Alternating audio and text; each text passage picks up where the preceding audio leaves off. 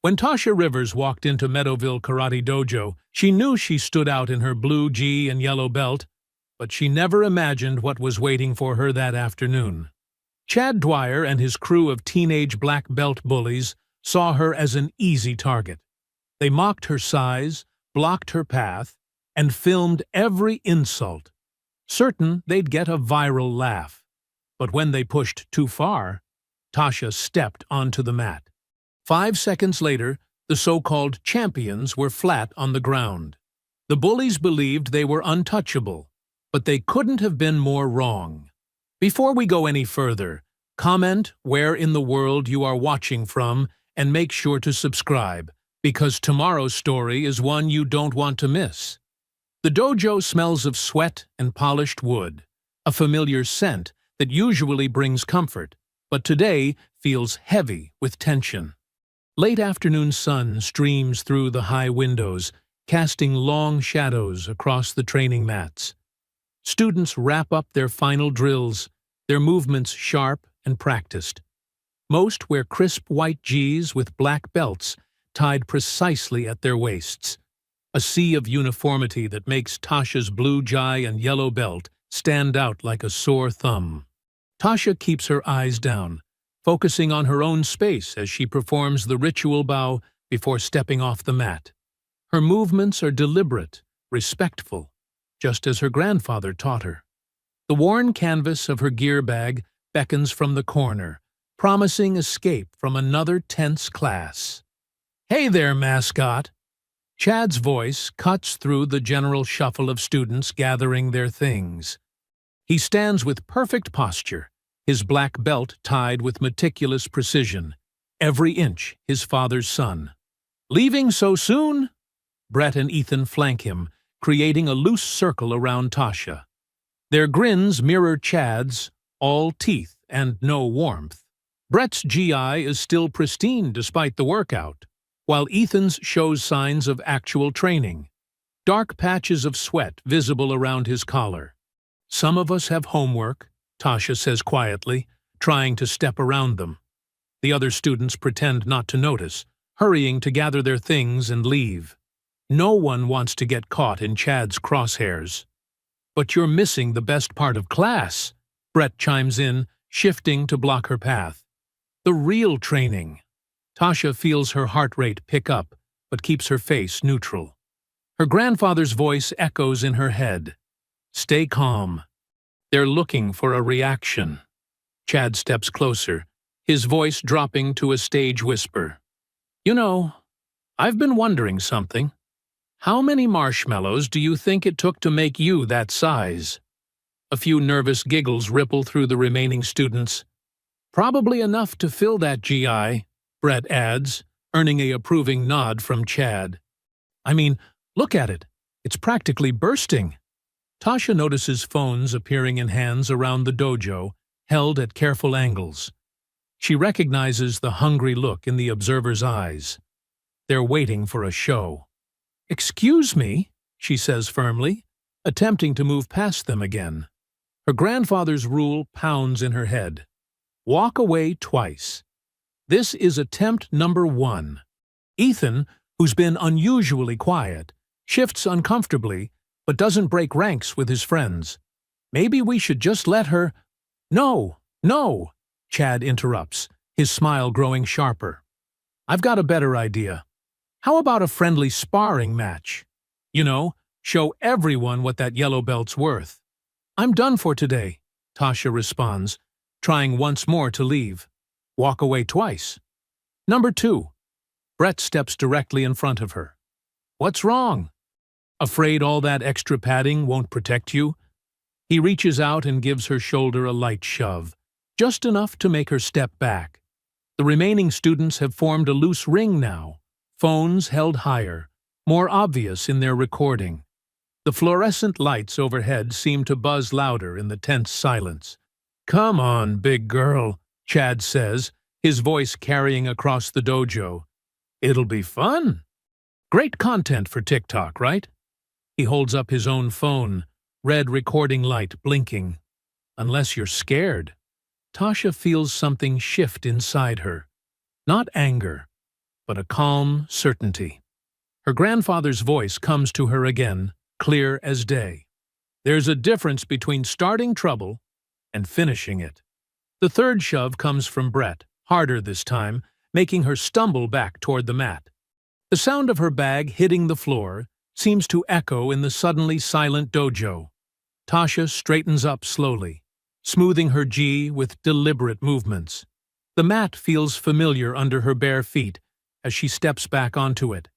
She sees Chad's smile widen, sees Brett and Ethan move to flank her again, sees the phones raised high to capture whatever comes next. "Fine," she says calmly, her voice carrying in the hushed space. She settles into a relaxed stance, hands loose at her sides, nothing like the rigid formations taught in class. Her grandfather's practical lessons flow through her mind. Simple movements, efficient responses, no wasted energy. The late afternoon sun continues to stream through the windows, catching dust motes in its beams as they dance through the air. The smell of sweat and polish remains, but now it's tinged with the electric scent of anticipation. In this moment, Tasha feels her grandfather's presence strongly, remembering his words. "Sometimes, child, respect has to be earned the hard way." The dojo falls into an eerie silence, broken only by the soft shuffling of feet as students form a loose circle around the mat. The late afternoon sun casts long shadows across the floor, turning the white GIs into golden silhouettes. Phones rise higher, their small recording lights blinking like eager eyes in the dimness. Chad bounces on the balls of his feet, his movements fluid and practiced. His white GI rustles crisply with each motion, his black belt wrapped tight and precise around his waist, a symbol of his supposed mastery. The confident smirk never leaves his face as he circles Tasha, clearly putting on a show for his audience. "Let's see what you've got, Marshmallow," he taunts, voice carrying across the hushed space. Tasha stands perfectly still, her yellow belt hanging loose and unassuming. Her breathing remains steady, her stance relaxed but grounded, nothing like the rigid forms taught in class. Her grandfather's voice whispers in her mind, "Let them make the first mistake." The tension builds as Chad continues his theatrical circling. A bead of sweat rolls down his temple despite his casual demeanor. The watching students press closer, phones steady, not wanting to miss a moment. Suddenly, Chad launches forward with explosive speed. His leg sweeps out in a wide arc, aiming to take Tasha's feet from under her. A flashy move meant to humiliate. His GI snaps with the motion, and several students gasp at the aggressive attack. But Tasha isn't there. With shocking precision, she steps just beyond his reach. Her movement is minimal, efficient, almost casual. Before Chad can recover, her hand locks around his extended wrist. There's a brief moment where time seems to pause, Chad's eyes widening as he realizes his mistake. Then, physics takes over. Using Chad's own momentum, Tasha pivots. Her hip drops slightly, her grip adjusts, and suddenly, Chad is airborne. The flip is textbook perfect, but with real force behind it. Chad's back hits the mat with a thunderous crack that echoes through the dojo like a gunshot. The collective gasp from the crowd is just as loud. Phones waver as students stumble back, shocked by the violent reversal. Chad lies spread-eagled on the mat, all his arrogance knocked out of him along with his breath. Brett's face contorts with rage.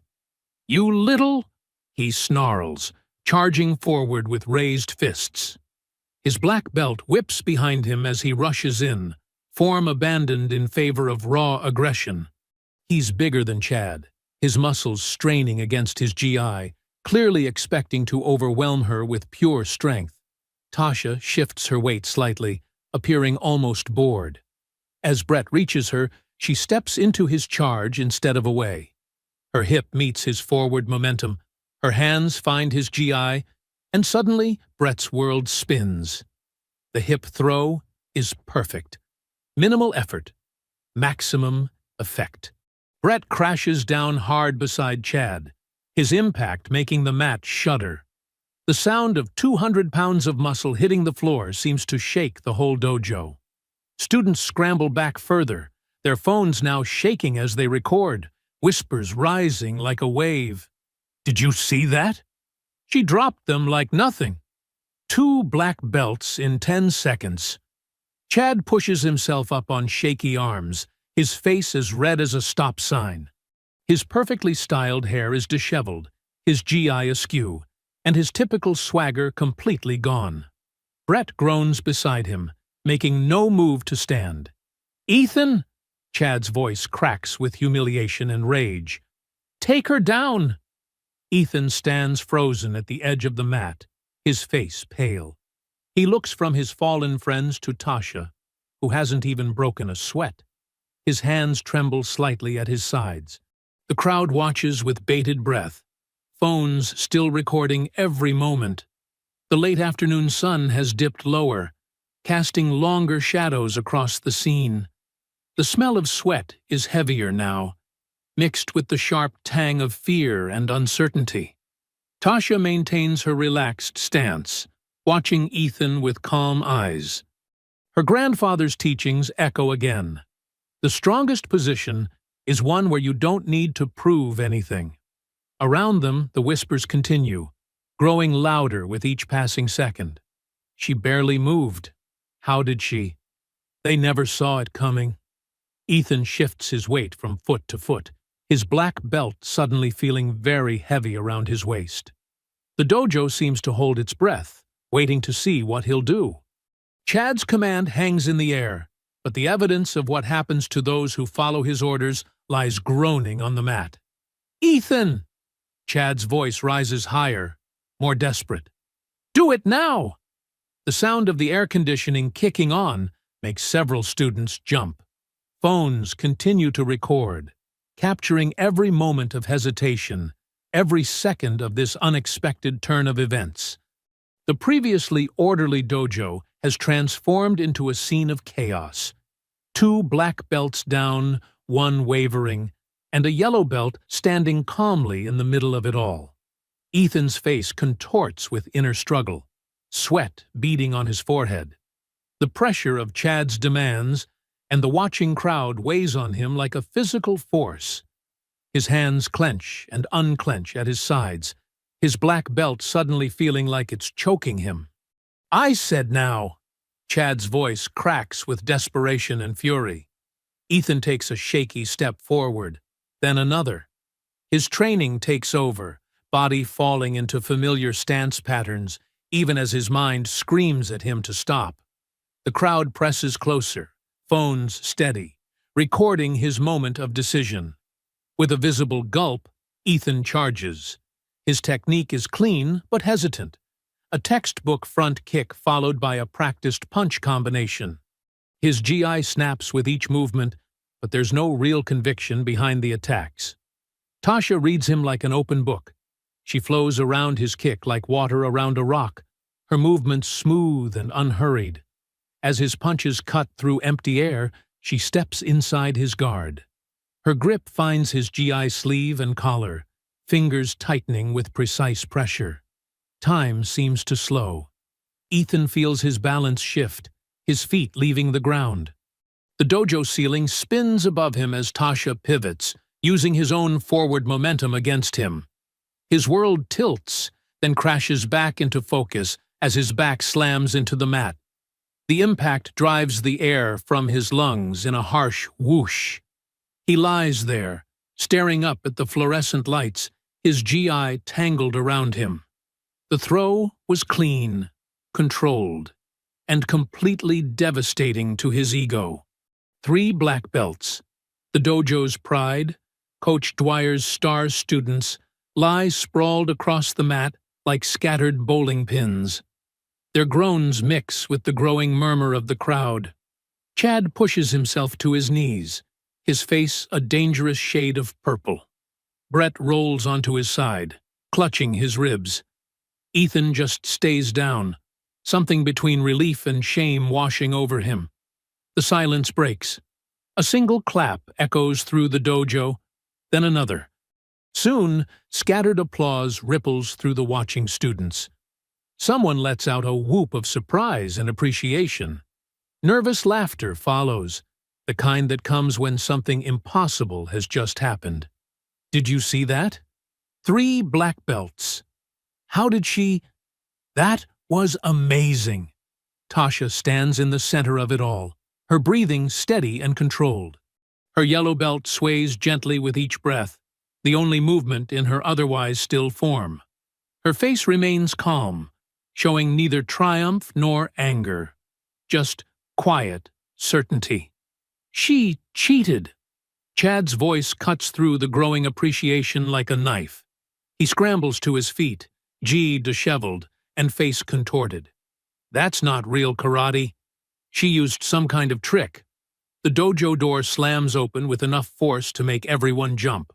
Coach Dwyer storms across the mat, his face tight with barely contained rage. His black belt, worn for over 20 years, snaps behind him like an angry tail. "What is going on here?" His voice booms across the space, silencing the whispers and killing the applause. His eyes take in the scene, his son and star students picking themselves up from the mat, the crowd of students with phones still recording, and Tasha standing calmly in the middle of it all. "She attacked us!" Chad points at Tasha, his voice cracking. "We were just practicing, and she went crazy!" Coach Dwyer's face darkens further. He steps right up to Tasha, using his height to loom over her. "This is a complete disrespect to the dojo," he spits out. "These techniques aren't part of our curriculum. Who taught you to fight like this?" Tasha meets his gaze steadily. "My grandfather," she says quietly. "He taught me self-defense." "Self-defense?" Coach Dwyer's laugh is harsh. "This is a martial arts dojo, not some street fighting club. We have rules here, structure, discipline." He turns to the watching students, his voice rising. "This is exactly what we don't do here. This kind of disrespect has consequences." He gestures sharply, and 2 senior students move forward. They grab Tasha's arms, their grips tight enough to wrinkle her blue gi. She doesn't resist as they drag her toward the edge of the mat, but she doesn't lower her eyes either. "This will be handled," Coach Dwyer announces to the silent dojo. "Everyone put your phones away. Now!" His tone leaves no room for argument. "Class dismissed. Chad, Brett, Ethan, my office." Students hurriedly stuff phones into bags, avoiding eye contact with anyone. The excited whispers from moments before have died completely, replaced by a heavy tension. As Tasha is pulled toward the door, some students shoot her quick looks of admiration mixed with concern. Coach Dwyer stands in the center of the mat where Tasha stood moments before, his presence commanding attention. "Let me be clear," he says, voice carrying to every corner of the dojo. "What happened here today was not martial arts. It was not discipline. It was not respect. This behavior will not be tolerated in my dojo." The last rays of afternoon sun slip away as Tasha is escorted out, leaving the dojo in harsh, fluorescent lighting. Her wrinkled gi and swaying yellow belt disappear through the door, but the image of her calm in the face of chaos lingers in everyone's mind. Hours later, as the sun sets completely, an email notification pings on Tasha's phone. The subject line reads, "Notice of immediate suspension. Disciplinary action required." The official school letterhead glows coldly in the darkness of her room, the words blurring together as she reads them over and over. Tasha's phone buzzes again, another notification lighting up her dark bedroom. She hasn't slept much, tossing and turning as messages poured in all night. The sun barely peeks through her curtains, but her trembling fingers already reach for the device. Her stomach churns as she opens TikTok. The video that greets her has thousands of views already. There she is, in her blue G, executing the throws. But something's wrong. The footage starts mid-action, showing only her counterattacks. Chad's taunts, the circling, the shoves, all gone. The comments scroll by like daggers. Who does this yellow belt think she is? Look at her size, LOL. Cheap shots on black belts, Fran, zero respect. Someone needs to teach her a lesson. Tasha's hands shake so hard she nearly drops the phone. More clips appear, each edited the same way. Some zoom in on her face, adding cruel captions. Others slow down her movements, twisting them to look aggressive rather than defensive. A soft knock breaks through her spiral. "Baby girl!" Bernice's voice carries gentle concern. "You up?" "Yeah, Grandma." Tasha's voice cracks. Bernice opens the door, already dressed for the day in her familiar flowered dress. Her eyes take in Tasha's untouched bed, the phone clutched in white-knuckled fingers. Without a word, she sits on the bed and pulls her granddaughter close. "They're lying," Tasha whispers into her grandmother's shoulder. "They cut out everything they did. Now everyone thinks I just attacked them for no reason." Bernice strokes Tasha's hair, her touch steady and sure. "I know, baby. But lies don't stay buried forever." She pulls back, looking Tasha in the eye. "Get dressed. We're going to see Reverend Miller." 30 minutes later, they pull up to the small brick church. The morning sun catches the stained glass windows, throwing rainbow patterns across the steps where Reverend Miller waits. Her tall frame stands straight and dignified, her gray hair perfectly arranged beneath a deep purple hat. "Bernice called ahead," she says, opening her arms to Tasha. "Come on in, child. Let's talk about this properly." The Reverend's office feels safe, with its worn leather chairs and walls lined with books and photos of marches from decades past. Tasha sinks into a chair, while Bernice explains the situation. Reverend Miller's face grows darker with each detail. "Show me these videos," she says finally. Tasha hands over her phone, fresh tears threatening as the clips play again. Reverend Miller watches in silence, her finger occasionally tapping the screen to replay certain moments. She says finally. "I see what they did here. Classic technique. Cut out the cause, show only the response. Make the victim look like the aggressor." She hands the phone back. "Your grandfather would have recognized this game immediately." A knock at the office door makes them all turn. A woman stands there, notebook in hand, her press badge catching the light. "Sorry to interrupt," she says. "I'm Darla Perez from the Meadowville Ledger. I was hoping to speak with Tasha Rivers." Reverend Miller starts to rise, but Bernice touches her arm. "I know your work, Ms. Perez. You covered the factory strike last year.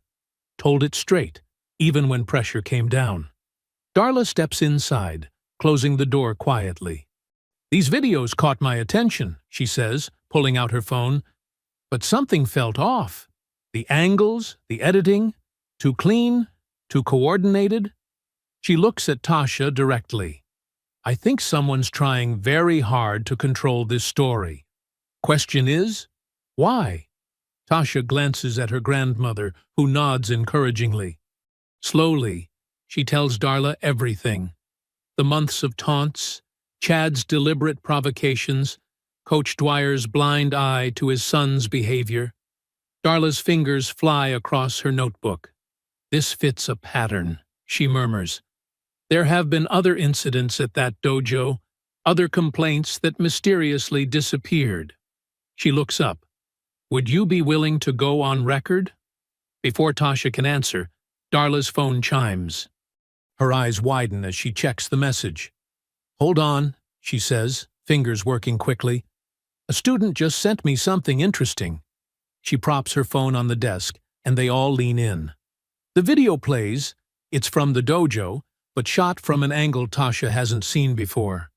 The camera faces a wall of mirrors, and, in their reflection, "There," Darla says, slowing the footage. "Watch the reflections." In the dimmer, reversed image, They can clearly see Chad's initial shove, the way the three boys cornered Tasha. The timestamps match perfectly with her defensive moves. See?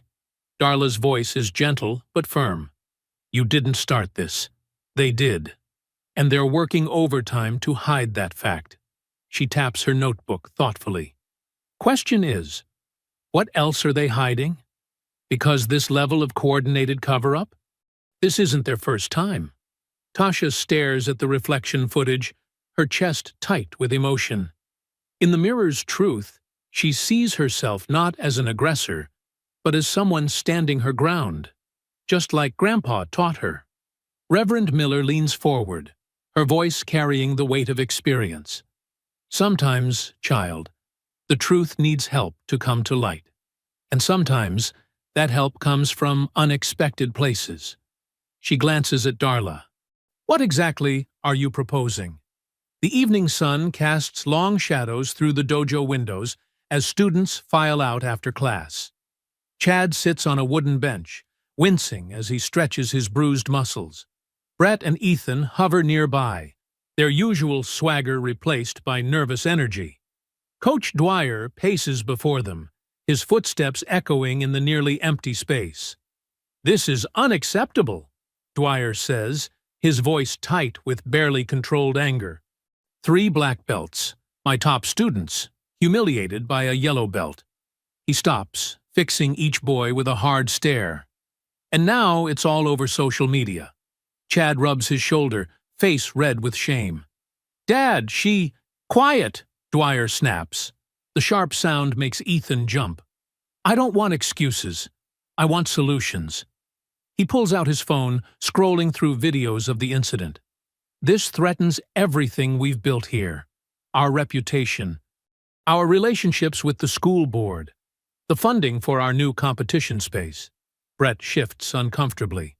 Coach, what do you want us to do? Dwyer's expression softens slightly, becoming calculating. We protect this dojo's reputation. That's what we do. He turns to address the remaining students lingering by the door. Everyone, phones out. Now. Confused faces look back at him as students retrieve their devices. I need all footage from today, for review, safety purposes.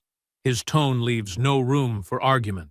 Brett, help them delete it after I've saved copies. We need to control what's out there.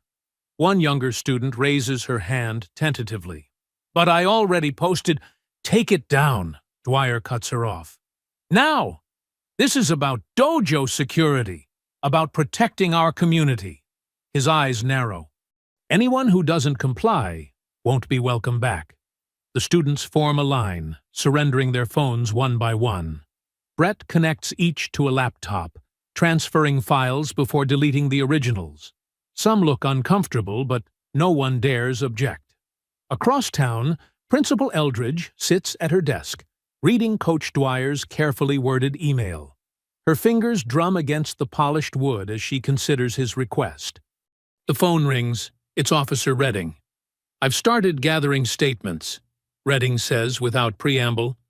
Several witnesses saw Rivers initiate the confrontation. Very aggressive behavior. Eldridge nods, though he can't see her. Good. We need this documented properly.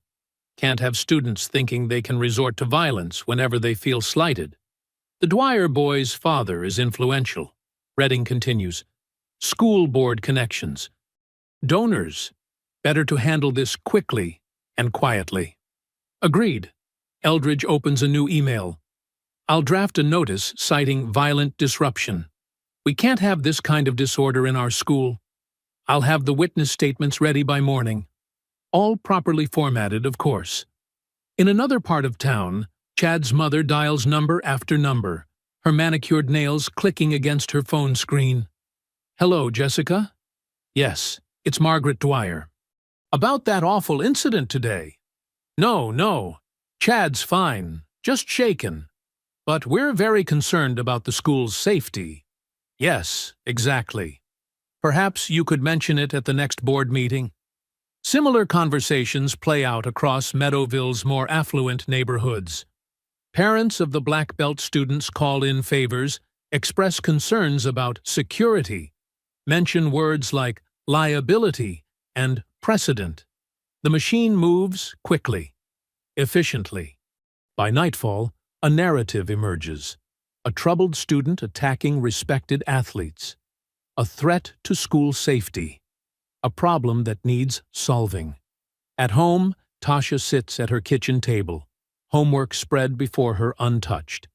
The house is quiet except for the soft sounds of Grandma Bernice cooking dinner, humming gospel tunes under her breath.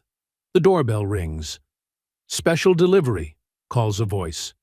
"Needs a signature." Bernice wipes her hands on her apron and goes to the door. She returns with a thick envelope, her expression troubled. "It's from the school board, baby." Tasha's hands tremble as she breaks the seal. The paper inside is crisp, official, covered in legal language. But certain phrases jump out like neon signs. Pattern of disruptive behavior. Violent incident witnessed by multiple parties.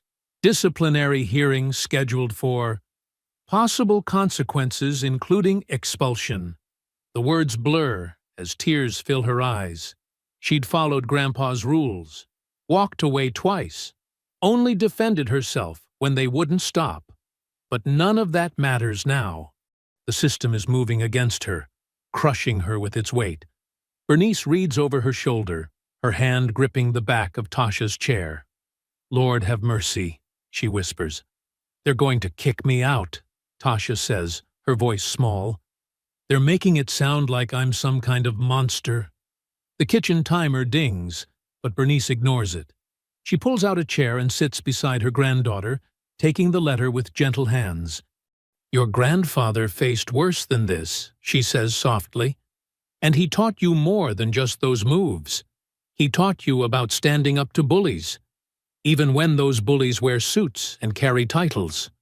Tasha stares at the official seal at the top of the page, at the signatures of people who'd never even spoken to her.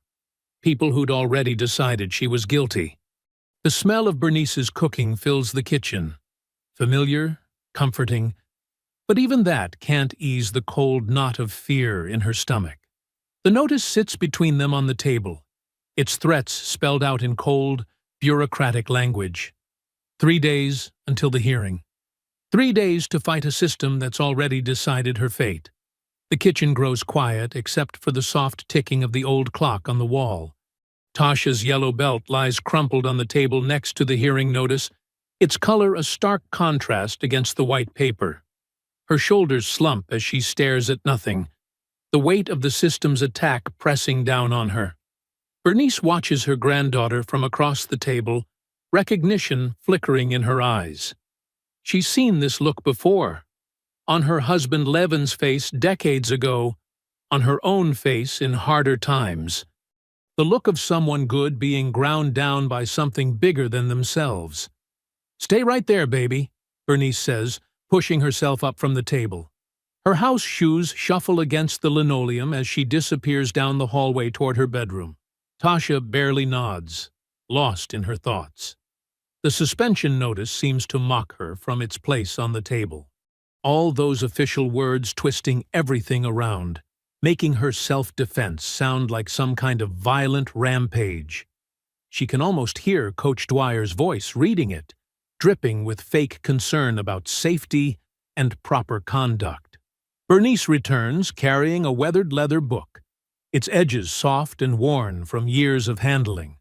She sets it carefully on the table, pushing aside the school notice. "Your grandfather had something to say about days like this," she says, her fingers trailing lovingly over the cover. "Grandpa's ledger?" Tasha asks, sitting up straighter. She's seen the book before, but never really looked inside. Levon Rivers had kept it close, writing in it late into the night sometimes. Bernice opens it carefully, revealing pages dense with neat handwriting. "Your grandfather wasn't just teaching you those moves for fun, you know. Everything he did had purpose." She turns a few pages, scanning the familiar words. "Here, listen to this."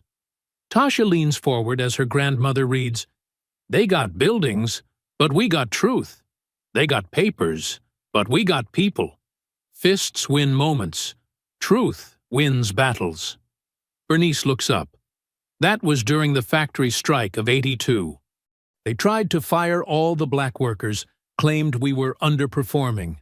Had all kinds of official-looking documents saying so. What happened? Tasha asks, drawn in despite her worry. We organized, gathered evidence, built our case piece by piece. Bernice turns another page, revealing carefully drawn charts and lists of names. Your grandfather knew you couldn't fight power with just muscle. You need strategy, documentation, community. Tasha pulls the ledger closer, studying the neat columns of dates and events. Between the lines of text are little diagrams, layouts of meeting places, arrows showing march routes, notes about which officials could be reasoned with, and which ones were lost causes. See here? Bernice points to a particularly detailed page. This is how we proved the factory was lying about performance numbers. Levon had everyone keep their own records. When management showed their fake reports, we had the truth ready. As Tasha reads, something starts to stir inside her. A feeling different from the helpless anger of before. These pages show something else. Careful planning, patient gathering of facts, the slow but steady work of exposing lies. But Grandma, she says, this is different. They're making it sound like I'm dangerous. Like I just attacked those boys for no reason. Bernice's hand covers hers. Baby, it's never different. It's always the same game. People with power trying to write the story their way. But your grandfather taught me something important. Truth leaves tracks. You just have to know how to find them. Together, they turn more pages. Tasha sees notes about camera angles during protests, lists of witnesses, carefully saved newspaper clippings that contradicted official statements. Her grandfather had documented everything, building case after case against injustice. Look at this, Bernice says, pointing to a diagram. It shows a meeting hall with an X through it, and beside it, a series of smaller circles representing people's homes. When they locked us out of the Union Hall, Levon organized living room meetings all across town. 10 people here, 15 there. By the time they realized what was happening, we had half the town talking about the truth. Tasha runs her fingers over the faded ink. When they close the room, move the room, she reads aloud. The words seem to vibrate with possibility. That's right, Bernice nods. They think they can control this by keeping it all official and behind closed doors. But truth finds its way out. It always does. Tasha looks at her yellow belt with new eyes. It's not just a symbol of rank anymore. It's evidence. Every tug and wrinkle in it tells the story of what really happened. Just like the phones that recorded everything, the students who saw it all, the history of Chad and his friends' behavior. Grandpa knew what he was doing, she says slowly, teaching me those moves. It wasn't just about defending myself, was it? No, baby. Bernice's voice is soft but strong. It was about standing your ground, about being ready when the moment came. But he also knew the fight doesn't end with the fight. That's just where it starts. The kitchen timer dings again, forgotten dinner still waiting in the oven. But neither of them moves. They keep turning pages, Bernice explaining each entry, each strategy, each small victory, won not with fists, but with truth, carefully gathered and powerfully presented. Tasha's finger traces her grandfather's words again. When they close the room, move the room. The hopelessness of before begins to fade, replaced by something steadier. Something that feels like her grandfather's hand on her shoulder, guiding her through a new kind of movement. Not a throw or a block, but the careful orchestration of truth against power. The morning sun cast long shadows across Mrs. Rodriguez's small front yard as Tasha climbed the worn concrete steps. Wind chimes tinkled softly above the door, their gentle sound at odds with the weight of why she was here. She adjusted the strap of her bag, Grandpa's ledger tucked safely inside, and rang the doorbell. Footsteps shuffled inside, and the door opened to reveal Mrs. Rodriguez, still wearing her blue cafeteria uniform from the morning shift. Her eyes were tired but kind as she recognized Tasha. Come in," she said, ushering Tasha through a narrow hallway decorated with family photos. "I've been expecting you since Reverend Miller called." The living room was small but neat, with plastic covers protecting the fabric of an old floral couch. A fan whirred quietly in the corner, stirring the heavy air. Mrs. Rodriguez gestured for Tasha to sit. "Would you like some water?" "I just made fresh lemonade, too." "Lemonade would be nice, thank you," Tasha replied, pulling out her grandfather's ledger and a notebook. She could hear ice cubes clinking in the kitchen. Mrs. Rodriguez returned with 2 tall glasses, condensation already beading on the sides. She settled into a worn armchair across from Tasha, smoothing her uniform skirt with nervous hands. "I should have spoken up sooner," she said quietly, more to herself than to Tasha. "Those boys, it wasn't just you they targeted." Tasha took a sip of lemonade, letting the tart sweetness steady her. "Can you tell me what you saw? Everything you remember?" Mrs. Rodriguez's story spilled out like water from a broken dam. Chad and his friends had been terrorizing younger students in the lunch line for months, cutting in front, knocking trays, making comments about people's food or appearance. "They always made it look like jokes," she said, twisting a tissue in her hands. "But you could see the hurt in those kids' faces." "Did you report it?" Tasha asked, pen moving steadily across her notebook page. 3 times. Mrs. Rodriguez's voice hardened, first to Principal Eldridge, then to the school board. Last time directly to Coach Dwyer, since everyone kept saying what good boys they were, how he'd straightened them out. She gave a bitter laugh. Next day, my hours got cut. "Budget reasons," they said. A knock at the door made them both jump. It was Mr. Chen, the night janitor, still in his gray work clothes despite the weekend. Mrs. Rodriguez had called him too. "I saw everything," he said without preamble, settling onto the couch next to Tasha. "Those boys would wait until the hallways were almost empty. I cleaned up more knocked-down books than I can count." Tasha's pen flew across the pages as Mr. Chen described incident after incident. The time Chad trapped a freshman in the bathroom. The day Brett made a girl cry by mocking her lunch. Ethan usually just watched, but he never stopped them. "I wrote it all down," Mr. Chen said, pulling a small notebook from his pocket. "Dates, times, what happened. Been doing it for months. Showed it to Officer Redding once." He shook his head. He said without video proof, it was just stories. Mrs. Rodriguez brought more lemonade as they talked. The morning stretched toward noon, the fans' steady rhythm underlying their voices as they pieced together a pattern of harassment and cover-ups. Around 11, Reverend Miller arrived, her presence filling the small room with quiet authority. She listened intently, occasionally asking a clarifying question or making a note in her own notebook. "The fellowship hall is yours if you need it," she told Tasha. "We can hold a teach-in, let people share their stories, show everyone this isn't just one incident." Just then, Darla Perez's car pulled up outside.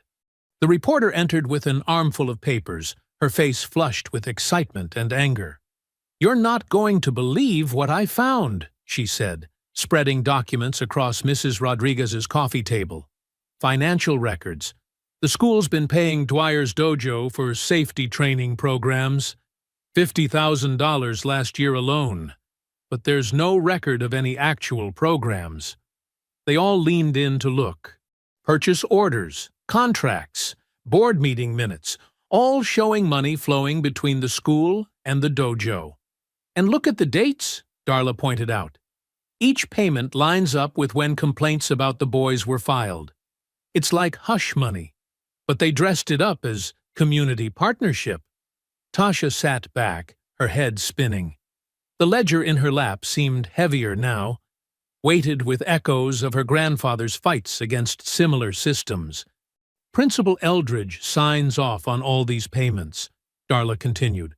And guess who sits on the committee that reviews her contract? Coach Dwyer's brother-in-law. Mrs. Rodriguez muttered something in Spanish that sounded like a curse. Mr. Chen's face had gone hard and still. Reverend Miller placed a steady hand on Tasha's shoulder. Child, you did more than just defend yourself that day. You cracked open their whole operation. Darla gathered her papers, stacking them precisely. This isn't just about you anymore, Tasha. This is their system. How they protect their own. How they silence anyone who speaks up. She met Tasha's eyes. But systems leave paper trails, and we've got the receipts. The fan continued its slow rotation, stirring the heavy air. Outside, a car horn honked. Kids shouted. Normal Saturday sounds that seemed far away from the weight of truth gathering in Mrs. Rodriguez's small living room. Tasha looked down at her notebook. Pages now full of testimony, dates, details. Each entry was a crack in the wall they'd built around their power. Monday morning dawned gray and cold. Tasha sat at the kitchen table, scrolling through her phone as notifications flooded in. The district-wide email from Principal Eldridge appeared first, its subject line stark against the white screen. Addressing violence in our school community.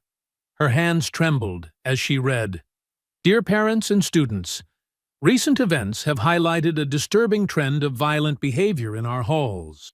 We take these incidents seriously and are implementing strict measures to protect our student body. Aggressive actions will result in immediate disciplinary response. Tasha's stomach clenched. Though the letter didn't name her directly, everyone would know who it meant. The careful wording painted a picture of danger that needed to be controlled, of threats that needed containing. Her phone buzzed again. A video link appeared in her messages, sent by an unknown number. Against her better judgment, she tapped it. The footage started mid-action. There she was, but the sequence was all wrong. They'd cut out Chad's shoves, Brett's taunts. Instead, it showed her stepping onto the mat first, looking angry. The audio was altered too, words she'd never said dubbed over her calm silence. Worst of all, they'd spliced in clips of someone else, a different girl, in a similar GI, throwing wild punches at a tournament last year. Grandma, she called out, her voice cracking. They changed it. They made it look like... Bernice hurried over from the stove, reading over Tasha's shoulder as comments poured in under the video. Always knew she was dangerous. No control. They should have kicked her out years ago. Bernice's hand tightened on Tasha's shoulder. Save it all, she said firmly. Every comment, every share. Darla needs to see what they're doing. The school hallways felt colder than usual that morning. Students whispered as Tasha passed, some pulling away like she might explode at any moment. The doctored video had spread fast, reshared by anonymous accounts, and picked up by local chat groups. In first period, her phone vibrated with an official email. The Juvenile Affairs Office copied her on a complaint filed by Officer Redding. Words jumped out at her. Pattern of aggressive behavior. Risk to student safety. Mandatory anger management evaluation. Her vision blurred. They were building a paper trail, each document carefully worded to paint her as unstable. Dangerous. The girl who needed controlling. During lunch, she sat alone in the library, watching the view count climb on the edited video. New versions appeared hourly, each one cutting the footage differently, adding sinister music or slow motion to make her defensive moves look vicious. The whispers followed her through afternoon classes. I heard she attacked them for no reason. My mom says she's got a record. Coach Dwyer's going to press charges. Each rumor built on the last, growing wilder, darker. By final period, she overheard someone claim she'd put 3 students in the hospital before coming to this school. The truth was, drowning in their carefully crafted fiction. The walk home felt endless. Cars slowed as they passed her, parents staring with mixture of fear and judgment. A group of middle school kids crossed the street when they saw her coming, one boy pointing and whispering to his friends. At dinner, Tasha pushed her food around her plate, the smell of Grandma's cooking unable to break through her nausea. The silence in their small kitchen felt heavy, broken only by the soft clink of forks and the distant sound of traffic. "They're erasing me," she finally whispered, her voice barely audible. "They're erasing me before I can even breathe." Bernice set down her fork. "Baby girl, look at me." Tasha raised her eyes slowly, meeting her grandmother's steady gaze. "They're trying," Bernice acknowledged. "They're using every trick they know. Fear, lies, paperwork, making you small before you can stand tall." She reached across the table, taking Tasha's hand. "But they forgot something important." "What's that?" "You've got your grandfather's spine and my memory. We know these moves. Been watching them try this dance for generations." Bernice squeezed her hand. "And you know what else?" Tasha shook her head. "Every lie they tell, every video they doctor, every false report they file, that's not just meanness. That's fear. They're scared of the truth you carry." Outside, a car alarm started wailing, its piercing sound cutting through the evening quiet. Tasha stared at her untouched dinner, thinking about the weight of truth versus the volume of lies. The machine was big, with countless moving parts all grinding away at her story, her character, her very self. But Grandma was right. They were scared. Why else go to such lengths? Why build such elaborate fictions if one girl's truth wasn't threatening enough to shake their whole system? The car alarm finally fell silent, leaving behind a ringing emptiness. In that quiet, Tasha remembered her grandfather's words from the ledger. "They can paper over the truth, but they can't make it disappear. Truth's got roots, goes deep. Just got to protect those roots until it's strong enough to break through." She picked up her fork, taking a small bite of dinner. The food still tasted like ash in her mouth, but she forced herself to eat. Tomorrow would require strength, and Grandma's cooking had sustained generations of fighters before her. The machine might be erasing her public image, but they couldn't erase the truth she carried.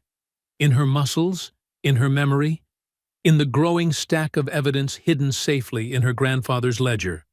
That truth had roots, and they ran deep. The knock came just after 9, 3 sharp raps that made Tasha and Bernice exchange worried glances. They weren't expecting anyone this late. Bernice peered through the peephole, then stepped back with surprise. "It's that boy from the dojo! The quiet one!" Tasha's heart skipped. "Ethan?" She opened the door to find him shifting from foot to foot on their small porch, his face half hidden by the shadows. He wore a plain hoodie instead of his usual dojo gear, and his eyes darted nervously to the street behind him. Can I come in?"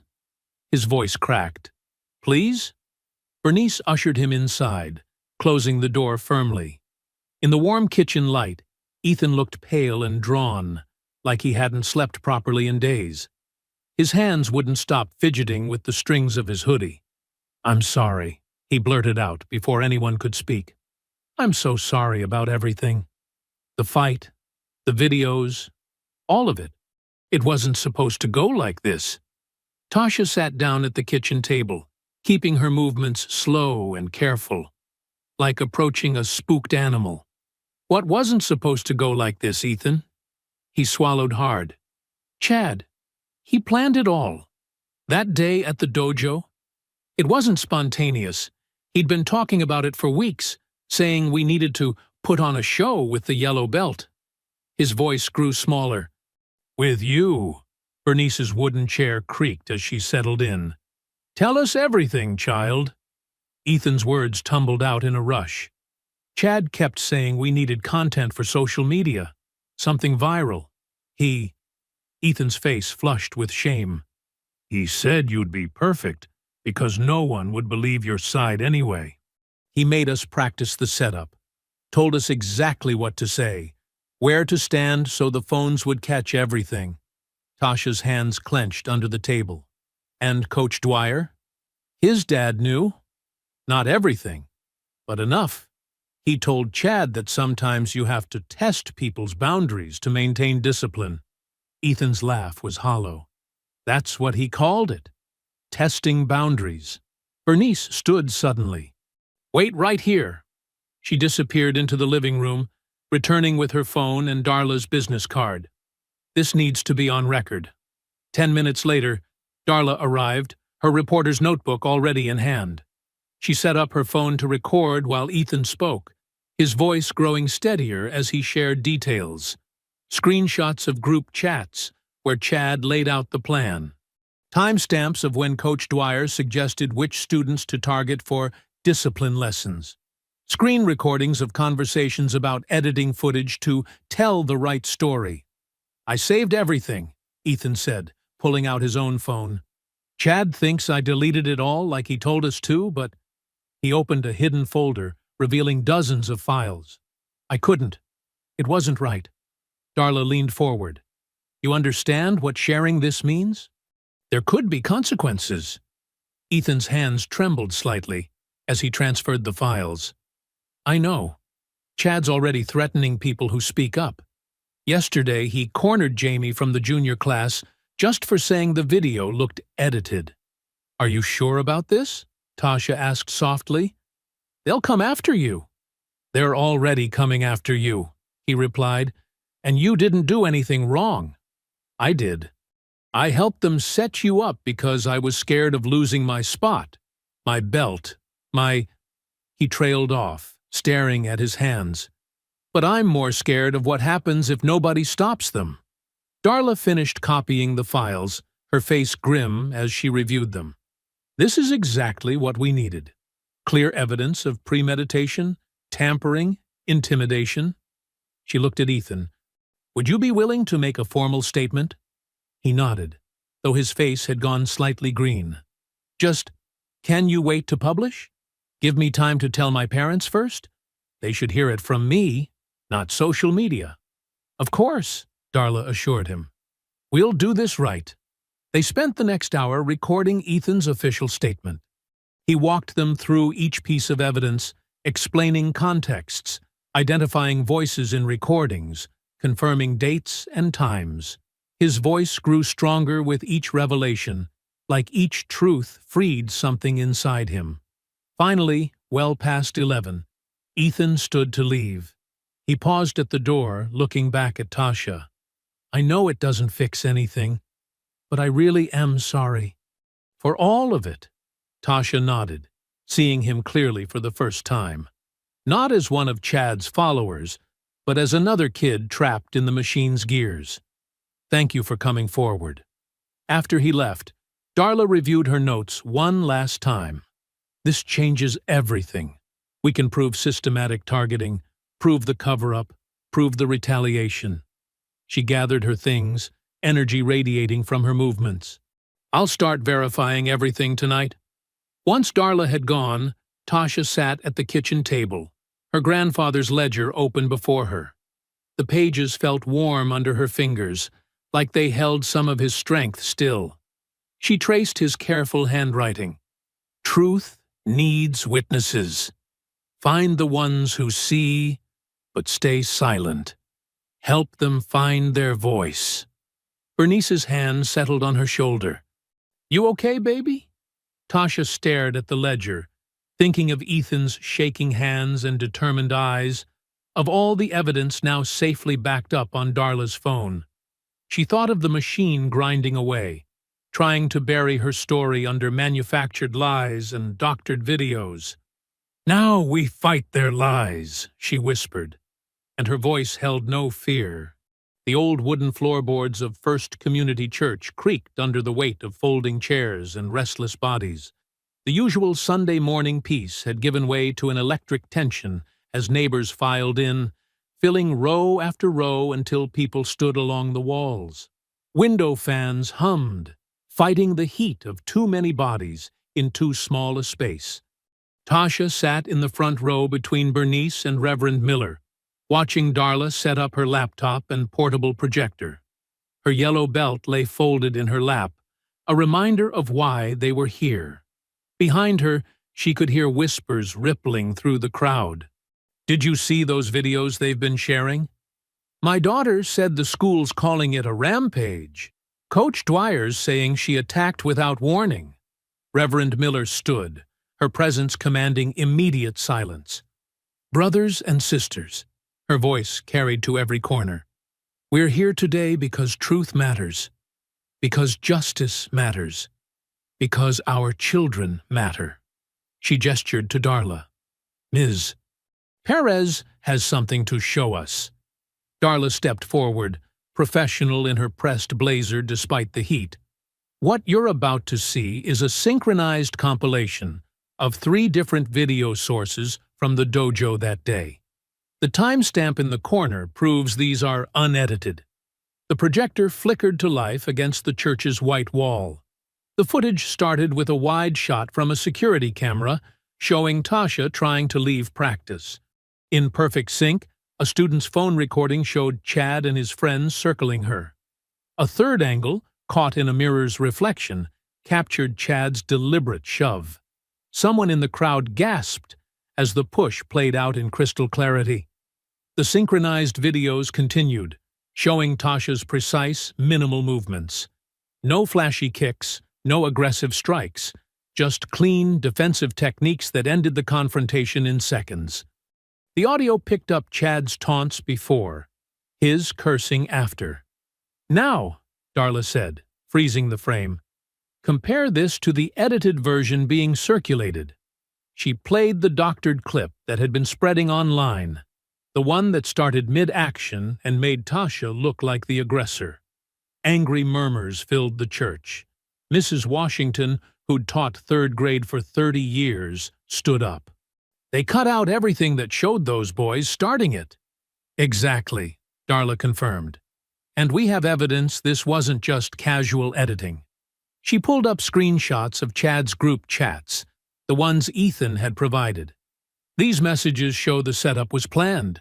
They intended to provoke and film a reaction. The crowd grew louder, their anger palpable. Reverend Miller raised her hands for quiet. "Tasha," she said gently, "would you like to speak?" Tasha's legs felt wooden as she stood, facing her community. These were people who'd known her since she was small, who'd watched her grow up, who'd mourned with her family when Grandpa passed. She gripped her yellow belt like an anchor. "I didn't want to fight," she began, her voice soft but steady. "My grandfather taught me that real strength isn't about showing off or hurting people. It's about ending danger, nothing more." She looked down at her belt.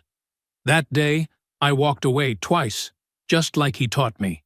But when they wouldn't stop," she raised her eyes to the crowd, "I didn't fight for pride. I fought to end danger." "Amen," called out Mr. Jenkins from the back. Others nodded, some wiping tears. Darla stepped forward again. "There's more. We've uncovered financial records showing suspicious payments between the school board and Coach Dwyer's dojo. Previous complaints about bullying were buried. Students were pressured to delete evidence." Her words cut off as Reverend Miller's phone buzzed. The Reverend's face darkened as she read the message. She held up a hand, and the room fell silent. "The school board," she announced, her voice tight with controlled anger, "has just decided to make Tasha's disciplinary hearing closed to the public. No community members allowed." The church erupted. Parents jumped to their feet, voices overlapping in outrage. Ms. Peterson, the cafeteria worker who'd testified about previous bullying, shouted, "They can't hide this!" "They're trying to bury it," called another voice. "Not this time." That was Mrs. Washington again, standing tall despite her 70 years. "We didn't march in the 60s to let them pull these tricks now." Bernice gripped Tasha's hand as the crowd's anger swelled. Tasha squeezed back, watching Reverend Miller's face harden into stone. The Reverend stood motionless, reading the text message again, her jaw set in a way that spoke of battles long fought and the determination to fight another. The afternoon light streamed through the stained glass windows, casting rainbow shadows across the agitated crowd. Church fans fluttered like nervous birds, and the old wooden floors groaned beneath shifting feet. In the midst of the chaos, Tasha felt strangely calm. She looked down at her grandfather's belt in her lap, remembering his words about moving the room when they tried to close it. Around her, the community's voices rose and fell like waves, angry, protective, determined. These were the witnesses her grandfather had written about in his ledger. These were the voices that refused to stay silent. Reverend Miller's phone buzzed again in her tight grip, but she didn't look at it. Her eyes remained fixed on some distant point, her expression carved from granite, while the afternoon light painted her collar with strips of red and gold. The late afternoon sun cast long shadows through the church windows as Tasha helped fold chairs. Her arms ached, but the physical work felt good, a way to process everything that had happened during the forum. The smell of old wood and lemon polish filled her nose as she stacked each metal chair with a soft clang. Mrs. Washington insisted on helping despite her age, her arthritic hands gripping chair after chair. "You showed real dignity today, child," she said, pausing to catch her breath. "Your grandfather would be proud." Tasha managed a small smile, remembering how Grandpa Levon used to say dignity wasn't about winning. It was about standing firm in your truth. The thought warmed her as she worked, despite the uncertainty ahead. Bernice and Reverend Miller stood near the pulpit, heads bent over papers, probably planning their next move now that the board had closed the hearing. Darla had left to file her story, promising to keep digging into the financial connections she'd uncovered. The piece of cleanup duty shattered as sirens pierced the air. At first, they seemed distant, but they grew louder with each passing second. Red lights flashed through the stained glass, painting emergency patterns across the walls. "Fire!" someone shouted from outside. "The fellowship hall's on fire!" The room erupted into motion. Reverend Miller ran for the side door, her robes billowing. Tasha dropped the chair she was holding and followed the crowd streaming outside. The fellowship hall, the simple building where they held community dinners and youth groups, was engulfed in flames. Orange tongues licked up the white siding, black smoke billowing against the darkening sky. The heat hit Tasha's face like a physical wall. "Dear Lord," Mrs. Washington whispered, clutching her chest. Fire trucks screamed into the parking lot, their red lights spinning across shocked faces. Firefighters jumped out, dragging hoses, shouting orders. The crowd moved back as water arced through the air, steam hissing where it met flames. Tasha found herself pressed against Bernice's side, watching helplessly as the place where she'd attended so many community gatherings burned.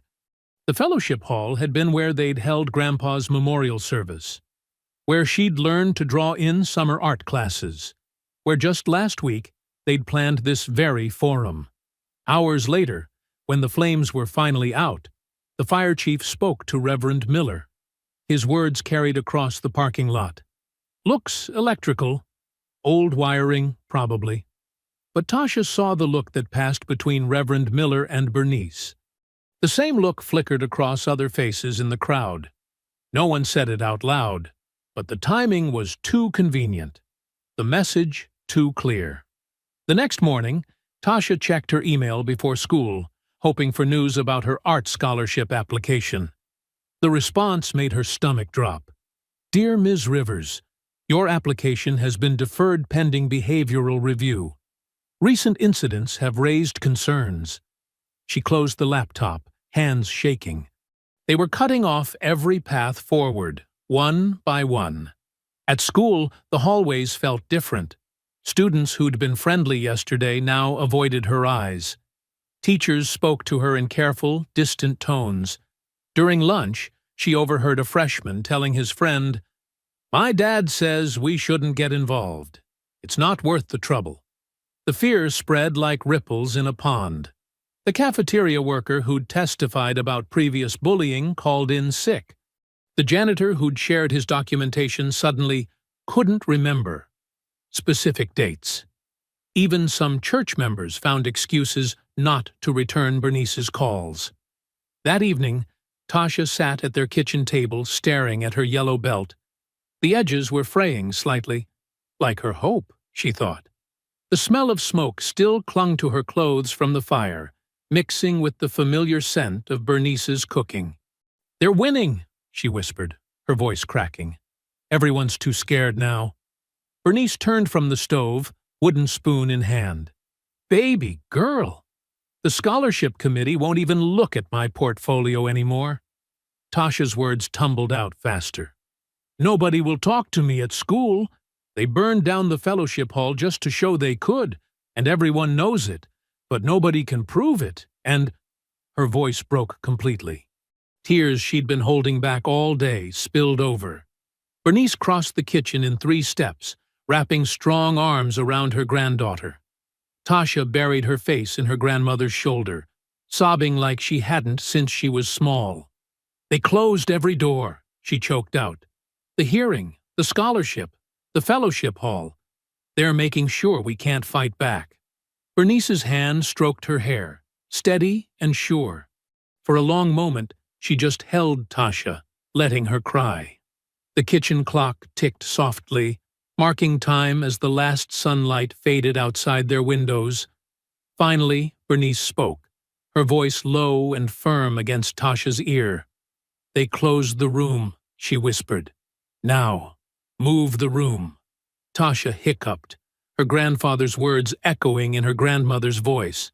She pulled back slightly, wiping her eyes with the back of her hand. "What? Your grandfather didn't just write those words," Bernice said. "He lived them.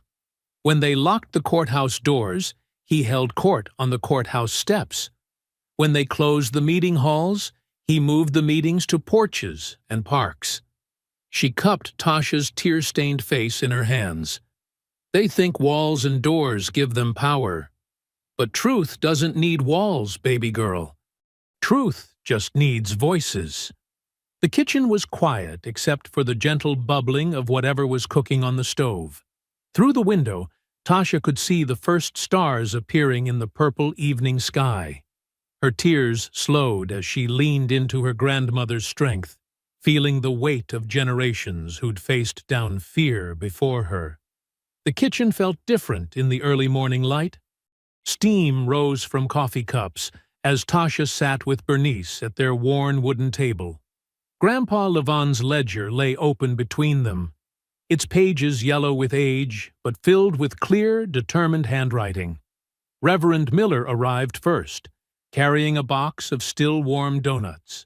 Darla followed minutes later, her reporter's notebook already in hand. Mr. Washington, who'd served in Vietnam with Grandpa Levon, eased into a chair while his wife poured him coffee. Other faces Tasha knew from church filtered in. Mrs. Chen, who taught Tai Chi in the park. Mr. Rodriguez, who'd organized union meetings for 30 years. "The board thinks they won by closing that hearing," Bernice said, her finger tracing Levon's neat script. "But my husband knew something they forgot.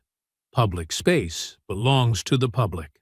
Tasha nodded slowly, remembering how the videos of her takedowns had spread. "They can control what happens inside their buildings," she said. "But they can't control what people see in the open." "Exactly." Darla spread documents across the table. Permit applications, press contacts, legal codes. "The town green is designated public space. First Amendment protected. They can't stop us from gathering there." Mr. Washington leaned forward, his military bearing still evident despite his age. "We veterans could demonstrate alongside you, show how self-defense is about protection, not aggression. Just like your grandfather taught. And I can teach proper falling techniques," Mrs. Chen added. "Show how what you did was about safety, not harm." The plan took shape over coffee and donuts. Reverend Miller would handle the permits. Mr. Rodriguez knew union folks who could bring portable speakers and help set up. Mrs. Washington had connections with the senior center. Dozens of elderly residents who'd witnessed years of the dojo's privileged treatment. "We do it all at once," Darla said, making notes. "The demonstration draws attention while we release everything we've gathered. The financial records showing Dwyer's deals with the school, the testimony about previous incidents, Ethan's videos showing the full context. And this." Reverend Miller pulled out legal papers, a formal Title VI civil rights complaint.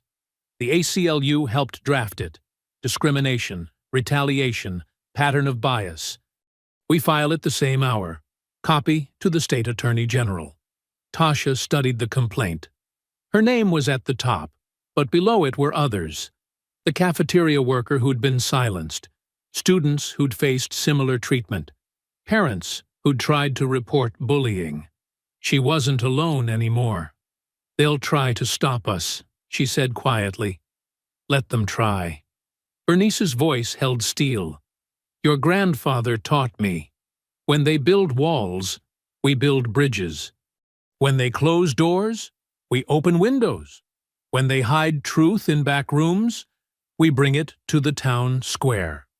The planning continued as morning stretched toward noon. Mrs. Chen drew a diagram of the green, marking spots for demonstrations. Mr. Rodriguez calculated how many chairs they'd need for elderly supporters. Darla built a timeline for releasing information to multiple news outlets simultaneously. "We'll need security," Mr. Washington said. "Not everyone will like this." "Already handled," Reverend Miller replied. "I spoke with Sergeant Martinez. She's not happy about how Officer Redding handled things. She'll have community officers present, ones who understand the difference between keeping peace and taking sides." Tasha absorbed it all, watching these adults, these pillars of her community, build something larger than any single incident. This wasn't just about her fight in the dojo anymore. It was about every student who'd been bullied, every parent who'd been dismissed, every truth that had been buried under paperwork and procedure. "What about the boys?" she asked suddenly. "Chad? Brett? Ethan?" "They'll have a choice to make," Darla said. "Ethan's already chosen truth. The others, well, sometimes seeing justice happen in the open changes people." The sun climbed higher as they finalized details. Permits would be filed that afternoon. The press packet would go out to 12 different outlets. Veterans and seniors would spread the word through their networks. Even the fire, meant to frighten them, had only made their resolve stronger. Finally, as people began gathering their things, Tasha slipped upstairs to her room. Her blue G hung clean in the closet, her yellow belt coiled on the shelf below. She lifted the belt, feeling its familiar weight. Not white for beginner, not black for expert. Yellow, the color of caution lights and morning sun. She tied it around her waist, adjusting the knot with careful fingers. In the mirror, she saw more than just herself. She saw her grandfather's quiet strength, her grandmother's unwavering faith, her community's collective courage. Back downstairs, the kitchen had nearly emptied. Bernice stood by the sink, washing coffee cups. She turned as Tasha entered, noting the belt with approval. "They tried to erase me," Tasha said, touching the yellow fabric. "Made me invisible in their clips, twisted everything I did, tried to burn away our gathering place." She squared her shoulders, feeling the belt's gentle pressure. "But this time, they can't erase me. We're taking it all into the light. Morning dew still clung to the grass as volunteers set up folding chairs on the town green. The space transformed with each passing minute. Portable speakers appeared, handmade signs sprouted like flowers, and live stream equipment glinted in the strengthening sunlight.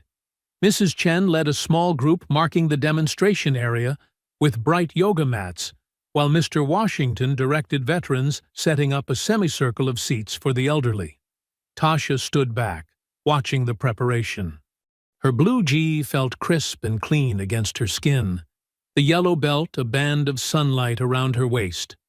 Bernice adjusted Tasha's collar with gentle fingers, smoothing non-existent wrinkles.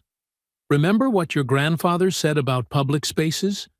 Bernice asked softly. "They belong to everyone," Tasha replied. "So they belong to truth." The crowd grew steadily. Church members arrived carrying water bottles and programs. Union workers showed up in their jackets, some still wearing work boots from early shifts. Seniors from the community center settled into the front rows, armed with paper fans against the warming day. Parents who'd had their own run-ins with the school's selective justice system stood in clusters, comparing notes. Darla moved through the gathering, checking her phone and conferring with other reporters who'd arrived from neighboring towns. Each held copies of the press packet, thick with financial records, testimony transcripts, and time-stamped screenshots showing the careful editing of video evidence. 5 minutes, Reverend Miller called out. She stood near the temporary podium, sorting papers with practiced calm. Behind her, a large screen had been set up to display video evidence. Tasha took deep breaths, centering herself as she'd learned in countless practice sessions. The grass felt springy beneath her bare feet. She thought of all the times she'd been told to make herself smaller, to take up less space, to accept whatever treatment others decided she deserved. Not today. The crowd hushed as Reverend Miller stepped to the podium. "We gather today," she began, her voice carrying clearly across the green, "to witness truth in the open air." Tasha moved to her position on the demonstration mat. In the distance, she noticed Principal Eldridge hovering at the edge of the crowd, trying to look authoritative, but clearly unsure of her ground in this public space. Officer Redding stood near his patrol car, arms crossed. "First," Darla took the microphone, "we'll show you what really happened that day in the dojo, with full context." She nodded to the tech volunteer, and the screen lit up with multiple synchronized video angles. "Watch carefully."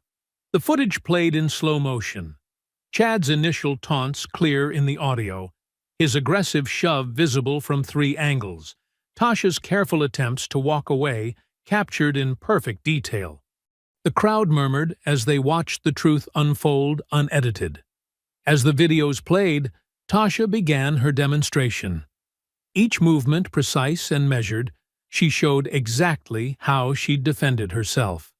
Mrs. Chen called out the technical terms: a simple redirect of aggressive energy, a basic wrist control, a safety-focused takedown using the attacker's own momentum. Veterans in the crowd nodded approvingly at the efficient, non-showy techniques. Parents leaned forward, seeing how different reality was from the manipulated narrative they'd been fed. "Now," Darla continued, "we'll show you what happened after. The systematic attempt to bury truth." New documents appeared on screen. Emails between Coach Dwyer and Principal Eldridge, financial records showing the dojo's preferential contracts, testimony from past victims of similar incidents. Movement at the edge of the crowd drew attention. Ethan Klein walked forward, pale but determined. His black belt was conspicuously absent, his GI pristine white. Chad, standing with his father near the back, called out, "Don't you dare!" But Ethan continued forward. Taking the offered microphone, his voice shook slightly. "I need to tell the truth," he said. "Chad ordered us to target Tasha that day. Said we needed content for social media. Said she needed to learn her place." He swallowed hard. "Coach Dwyer knew about it. Told us to handle things internally whenever anyone complained about us. The crowd's shocked whispers grew louder. Principal Eldridge started forward, but stopped as cameras swung her way. Coach Dwyer's face had turned an alarming shade of red. "There's more," Ethan continued. "Officer Redding told us what to write in our witness statements. Said to focus on Tasha's aggression and leave out everything else. The school board." He paused, gathering courage. "They knew about other incidents. We were told our scholarships depended on maintaining the dojo's reputation." Phones throughout the crowd suddenly buzzed and chimed with notifications. Darla checked her screen, a smile breaking across her face. "The State Attorney General's office has just confirmed receipt of our civil rights complaint," she announced. "They're opening a formal investigation into discriminatory practices and systemic cover-ups in our school district." The crowd erupted in cheers and applause. Elderly church members waved their fans in triumph. Union workers whistled through their teeth. Parents hugged their children. Tasha stood in the center of it all, yellow belt catching the morning sun, her GI moving gently in the breeze. She thought of her grandfather's ledger, of all the careful notes about standing firm when truth needed defenders. She thought of every student who'd ever been told to stay quiet, to accept injustice, to let bullies hide behind power. The truth was here now, in the open air, impossible to erase or edit or hide behind closed doors. Whatever came next, that fact wouldn't change. They had moved the room, just as Grandpa Levon had taught. They had brought the light. Principal Eldridge strode onto the green, her heels sinking slightly into the damp grass. Her navy blazer and perfectly coiffed hair seemed out of place among the crowd's casual attire and protest signs. "This unauthorized gathering must disperse immediately," she announced, her voice tight with barely controlled fury. The crowd shifted, murmuring, but didn't move. Tasha remained centered on her demonstration mat, yellow belt steady around her waist, as Bernice squeezed her shoulder reassuringly. Mrs. Thompson, the town clerk, emerged from the crowd. Her sensible shoes and cardigan carried the weight of 30 years in public service. "Actually, Principal Eldridge," she said, unfolding an official document, "I approved their permit myself yesterday afternoon. This is a properly registered public assembly in a designated forum space." Eldridge's face flushed. "But the school board has no jurisdiction over the town green," Mrs. Thompson finished firmly. She adjusted her reading glasses. "Would you like to see the permit? Everything's in order, including the audio equipment variants." As if on cue, phones throughout the crowd buzzed with notifications. Darla's exposé had just gone live on the Meadowville Ledger's website. People hunched over their screens, gasping as they scrolled through the damning evidence. "Look at this email chain," someone called out. Eldridge told Coach Dwyer to handle the previous complaints internally. "The metadata timestamps," another voice added. "They prove when the video was edited. They cut out the first 30 seconds. Darla stepped forward, holding up her tablet. "Principal Eldridge, would you care to comment on these documents? Specifically, the ones showing how complaints about the black belt students mysteriously disappeared after their parents made donations." The crowd pressed closer, phones recording Eldridge's reaction. She opened her mouth, closed it, then opened it again. No words came out. More gasps rippled through the gathering as people reached a particular section of the article. "The donor ledger," a parent said loudly. "Coach Dwyer received school funds for safety partnerships, while student complaints vanished. It's all here. Dates, amounts, corresponding disciplinary records that were purged." Coach Dwyer stood at the edge of the green, still in his pristine white GI and black belt, looking increasingly isolated as parents drew their children away from him. His usual commanding presence seemed to shrink with each new revelation. "My daughter reported harassment last year," a mother called out. "You told me she was misinterpreting things. My son quit the dojo after Chad and his friends, another parent started. We have the receipts now, Reverend Miller's voice cut through the growing chorus. Every incident, every cover-up, every penny exchanged. Movement near Coach Dwyer drew everyone's attention.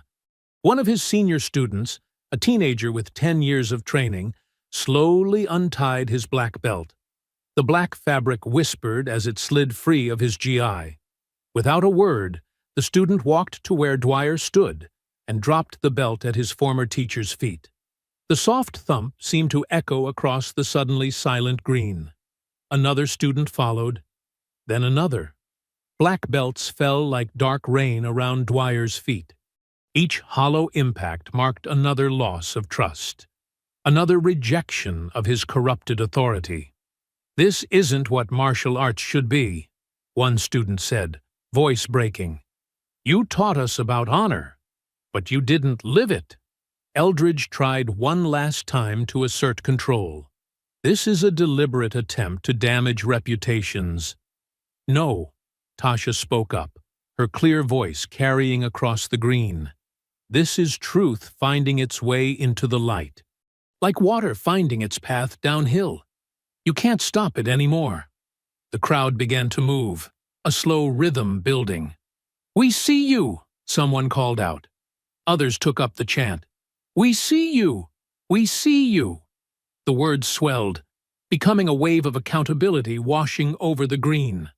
Parents, students, workers, elders, all voices joined together, bearing witness to years of buried injustice finally exposed.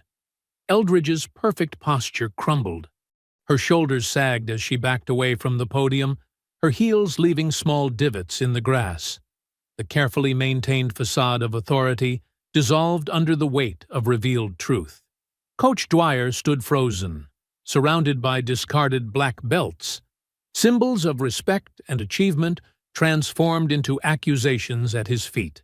His white GI, usually a mark of his position, now seemed to highlight his isolation against the colorful crowd of united community members. The morning sun climbed higher, warming the dewy grass. Signs swayed in the gentle breeze. Truth isn't disorder. And 5 seconds don't erase months. The live stream numbers kept climbing as more people tuned in to witness the moment justice broke through the surface of power's carefully maintained illusions. Tasha remained at the center of it all, her yellow belt a band of light against her blue GI.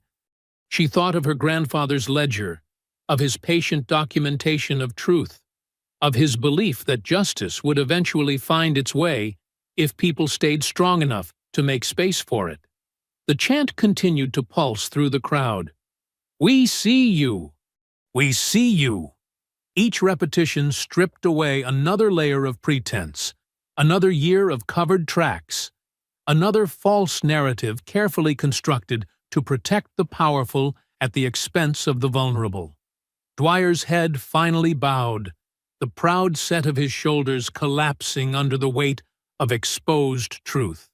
His hand moved to his own black belt, fingers tracing the fabric that no longer carried the meaning it once had.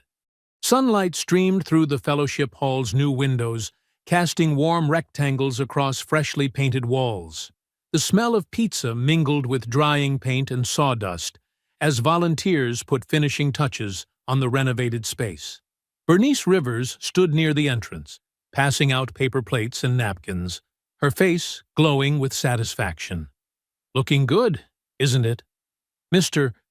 Jackson, a retired carpenter who'd led the rebuilding effort, stepped back to admire the refinished hardwood floor.